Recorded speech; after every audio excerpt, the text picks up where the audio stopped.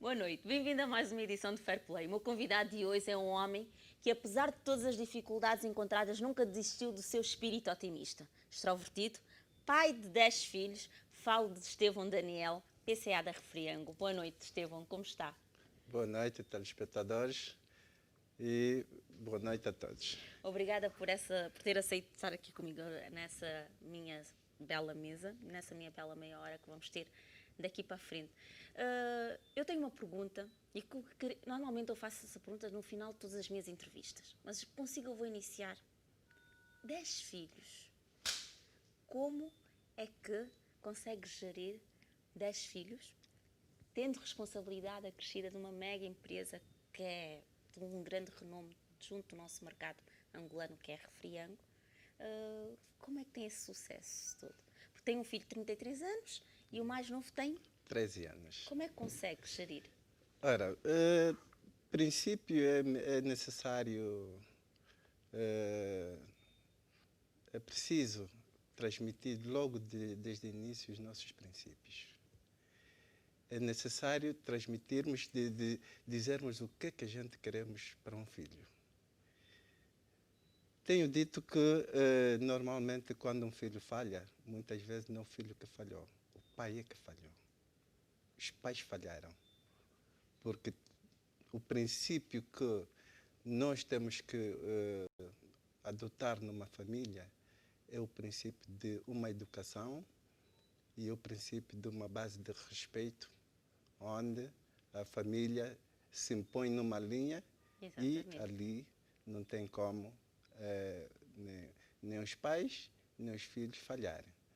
Porque, acima de tudo, é necessário termos um acompanhamento constante e, no entretanto, dizer que eu aposto e digo sempre, por trás de um grande homem, temos uma grande mulher. Exatamente. E aí eu faço vénia à mulher que eu tenho, a grande mulher que eu tenho. E a senhora? Porque com ela conseguimos fazer tudo aquilo que hoje reconhecemos como um sucesso. Senhora?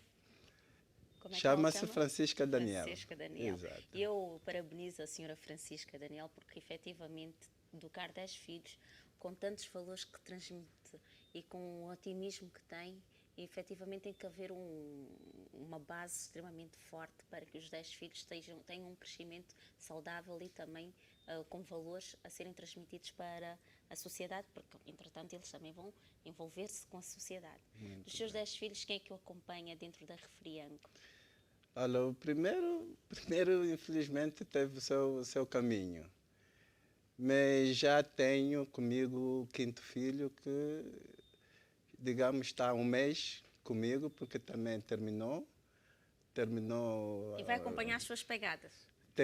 Bom, é uma aposta que é um desafio que ele vai ter, não é? Porque não é fácil. Mas eu acredito nele e acredito que tudo aquilo que transmitiu ao longo de todos esses anos, enquanto membro da minha família, creio que ele vai conseguir também fazer a caminhada que até agora fez. Vai conseguir. Se tiver o otimismo do pai, eu acredito que sim. O IS para si, o que é que significa? O IS para mim é, digamos, é a terra onde nasci. Nasceu? E Teve no IS até quantos anos? É uma história. Até quantos anos teve no IS? É uma história. Digamos que eu estou com 53 anos, faço agora 54 anos. Bem, em 1960, data em que nasci, em 1961... Fez um ano? Fiz um ano e antes de um ano saí do IJ por conta da situação em que se gerava já o país Um naquela país, altura. exatamente. E vai para onde? O meu pai, naquela altura, era professor, lecionava nas missões, na missão católica, e era daqueles professores que eram distribuídos, daqueles professores que eram distribuídos em várias localidades Unidades. para lecionar, ajudar, nesse caso, as escolas da Igreja Católica. Daí que, sendo eu o terceiro filho, o primeiro nasceu numa localidade, a primeira nasceu numa localidade, Você noutra. o meu irmão mais velho já nasceu também na outra, Uhum. e eu fui nascer no IS. Em 1961, por conta da situação que se gerava, e porque ele já era um membro intelectual naquela altura, Um professor. decidiu os padres retiraram de lá com mais urgência, com uma urgência possível, quer dizer, o mais urgente possível. Foi quando foi Daí, viver com os seus padrinhos? daí é que eu vim parar aqui em Luanda e ele foi integrado novamente na missão de São Paulo, onde então esteve lá a lecionar na missão de São Paulo, depois São Domingos, naquela altura que é hoje Nossa Senhora de Fátima. Daí foi novamente transferido Oh. naquela altura, Icolibengo, onde dali começa uma vida minha, Sua. que aos 9 anos, digamos 9 anos, fui retirado do leito dos meus pais para poder então, por exigência, digamos, dos meus padrinhos. É uma história muito breve que eu vou contar. Os meus padrinhos chegaram lá, foram cumprimentar os meus pais, porque já eram compadres. Já eram compadres. Mas já tinha um objetivo. E chegou para lá, viram-me eu a brincar, brincava bastante, conversava bastante. E aí a minha madrinha disse, este menino é esperto e eu quero levar para mim. E foi. E a minha mãe ainda disse que não, ele não pode porque ele está a estudar, precisa continuar, está conosco, porque sempre os meus pais sempre tiveram a tendência de que os filhos devem estar com os pais. Exatamente, perto dos seus pais. Mas naquela altura, nessa conversa em que ela estava a tentar dizer que O não, meu filho tem que ficar comigo. tem que ficar, o meu padrinho disse, oh comadre, se a tua comadre disse que tem que levar mesmo. E foi. E foi assim. Como foi o seu primeiro emprego? Bom, aos 9 anos, saio de lá, venho aqui para Luanda, onde tive pronto, aquela fase de adaptação para o comércio. Mas não foi em 1973? Já lá achei exatamente aí. Aí, sim, senhora. Chego nessa altura, em 1973 já geria praticamente uma loja. Como é que nasceu em 60, em 73 tem 13 anos. 13 anos. Como é que um menino de 13 anos gera uma loja? Já geria uma loja, digamos, o meu padrinho depois português, já começou a ter várias lojas. Tinha uma no Sabizanga, tinha outra no Santo Rosa. E respeitavam-no, Estevão. Pois, Um menino de 13 anos gerir uma loja. É claro Os comerciantes respeitavam-no. Respeitava porque havia aquela dinâmica, que eu vim vendo desde os 9 anos e vi como é que se fazia tudo. Naturalmente, pronto. Entretanto, o tempo foi passando. O tempo foi passando. Em 1973, ainda porque eu já geria naquela altura um estabelecimento comercial, onde os meus padrinhos ficavam no período da manhã, isto é, até às 20 horas, e das 20 deixavam-me na loja.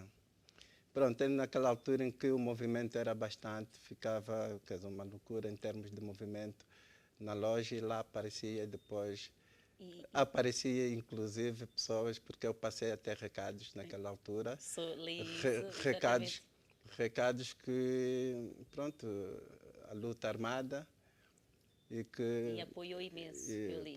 Pois, havia situações em que também não havia aquelas pessoas carentes, em que eu às vezes tinha que pegar, nem que seja alguma Um coisa, milhãozinho. sempre tirava, porque também sabia como justificar e depois, porque na altura o que contava era uma balança e aquela balança a gente quando metia Já o tinha peso já tinha... malandragem.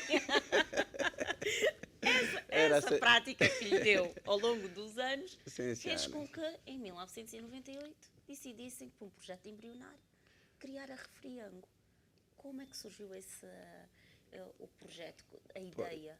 A ideia surgiu ainda em 92, porque de lá, depois, o tempo foi passando, fui aos outros, pronto, depois em 74 tive que abandonar mesmo os meus padrinhos, porque eu Por conta eu já da adotava muita informação e são, que já sabia exatamente. que alguma coisa ia decorrer. Abandonei para os estudos, mas mesmo assim depois fui perseguido mesmo, fui perseguido. E eu, infelizmente, tive que arranjar um outro emprego, onde ainda fui parar, quer dizer, saí de um e fui para no outro, mas pronto, é outra história. Mas correu bem. Correu Senão não bem, estava aqui perto de mim. correu bem. Pronto, e depois veio a situação da transição, né, da independência, Exatamente. e com 16 anos fui convidado para a missão, já que meus pais eram religiosos. Naturalmente segui esta caminhada. Fiz alguns cursos para catequista. Eu sei que ainda deu aulas de catequese também, Dei não é? aulas de catequese durante cerca de até os 18 anos, 16 até 18 anos, estamos a falar de 2, 3 anos, ainda fiz este percurso. Fiquei na igreja, depois fiquei como carturista na igreja de São Paulo, algum tempo, e fui para a tropa. Fui para a tropa em 1980, onde naquela altura o exército, a tropa era chamada através de listagem e rádio, enfim. O meu nome foi parar, veio em jornais, rádio, e não tive outra opção senão ir mesmo para a tropa. Para a tropa. Contudo, imaginemos que o tempo passa e eu quero tocar no assunto de como é que iniciou a Refriango. Ok. De onde veio a ideia da Em Refriango? Para nós 92, entrarmos dentro da questão.